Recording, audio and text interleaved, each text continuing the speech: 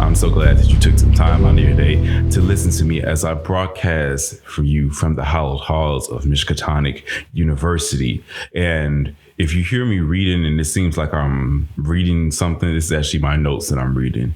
And I will start off by saying thank you so much for finding the channel. If you can be so kind as to like, subscribe, share the video if you feel inclined. Now, today we're going to get into a subject that's kind of deep, but I'm not going to get too deep into it because it could take hours and hours and hours to just go on and on and on about this one topic. And I do like to keep my videos, a good length where I'm actually delving into things, but not too long where, people may, drift off. Now, if you're like me, I'm from the school of Bobby Hemmett, Dr. Phil Valentine, things like that. So, I can listen to a person lecture for 4 or 5 hours. That's me. But I know all of us can't do that. And I like to respect that. And I like to keep these videos, at a good length where you can listen to it if you're just driving or if you're doing, chores around the house and things like that. And as always, I like my videos to be a stepping off point for a lot of us. So if you're not familiar with the subject, then this is maybe your introduction to that subject. Then you go off and do your own research and just don't take my word for it.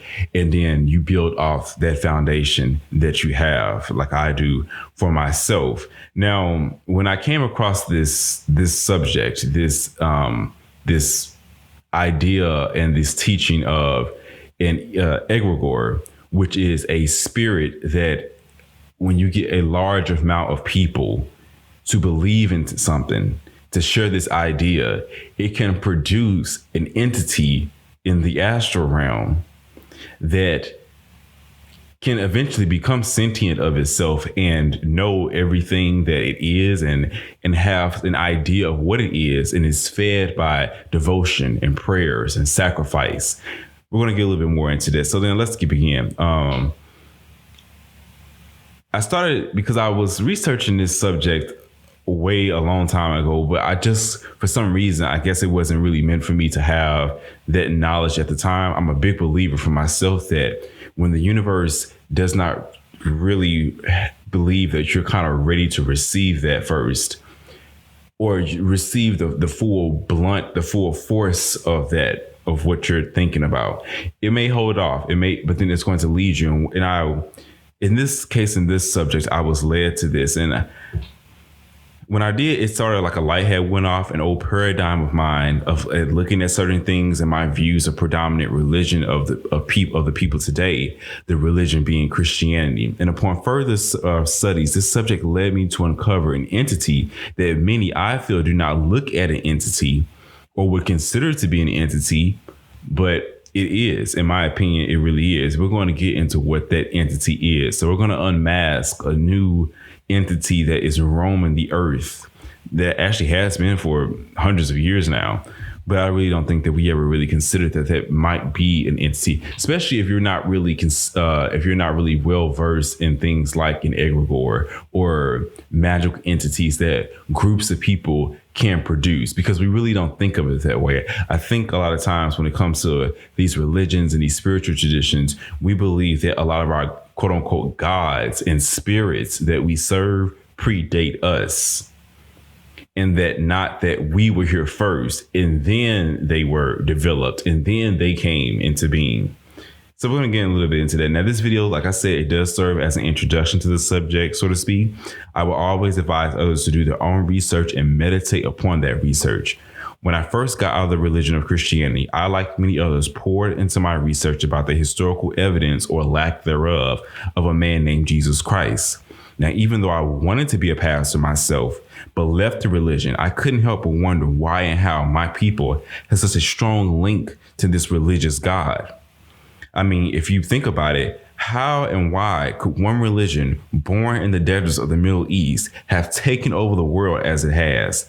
There are many faiths and beliefs of the peoples on this earth, and none of them have really taken the planet like these religions of the Middle East have.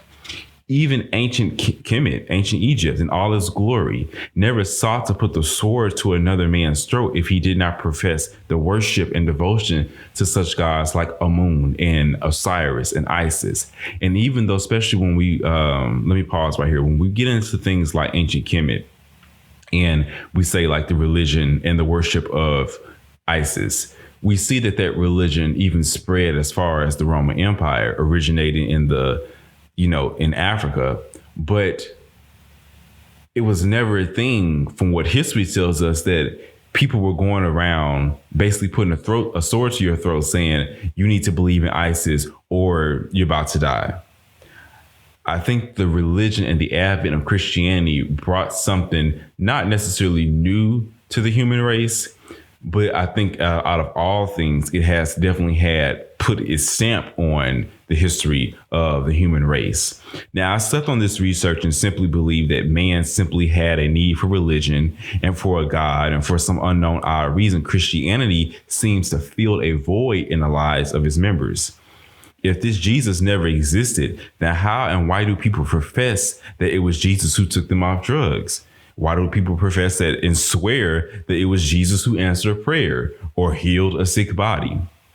I asked the universe to reveal to me an answer on which to continue to build my research, and I came across a book by author Mark Stavis titled Egregore, the occult entities that watch over humanity.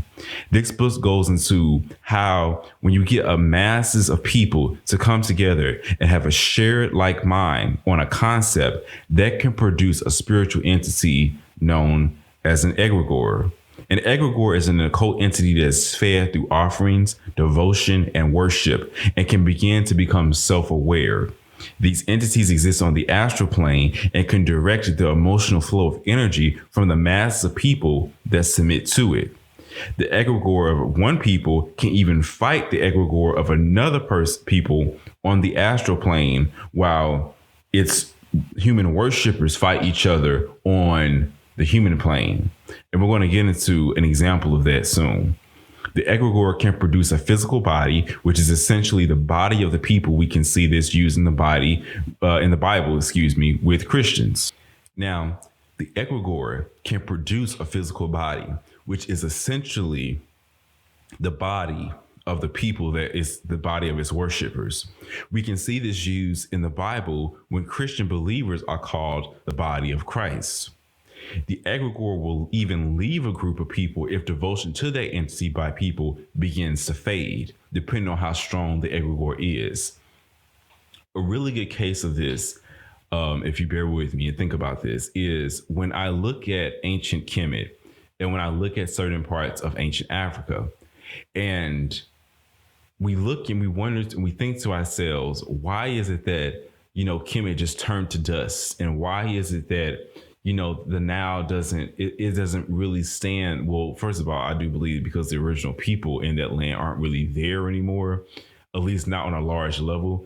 And I also do believe that this has a lot to do that when devotion and worship from an entity begins to fade, because that entity is linked with us on a subconscious level, when we stop feeding it our prayers, our devotion, our offerings, then even the landscape itself can fade and change, because the people's devotion to that entity that they believed cared for that part of the land, cared for that people in that land, has faded with it.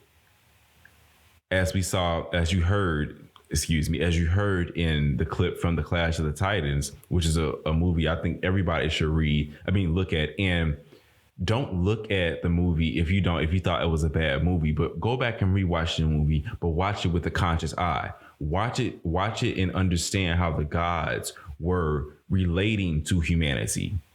That the humanity fed the gods through their prayers. And when the prayers of humanity stopped, then the gods' powers began to fade, and they could no longer contain the titans and the beings that existed long before this demiurge type being came into being.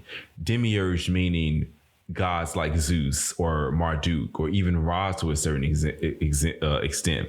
That there was something, there were entities before, like the Great Mother, and her children a lot of times will overtake her rule, slay her and kill her and dispose of her, and then go into and create the earth and the universe and things like that we know of today, eventually taking bits and pieces of that ancient force and then fashioning man out of it.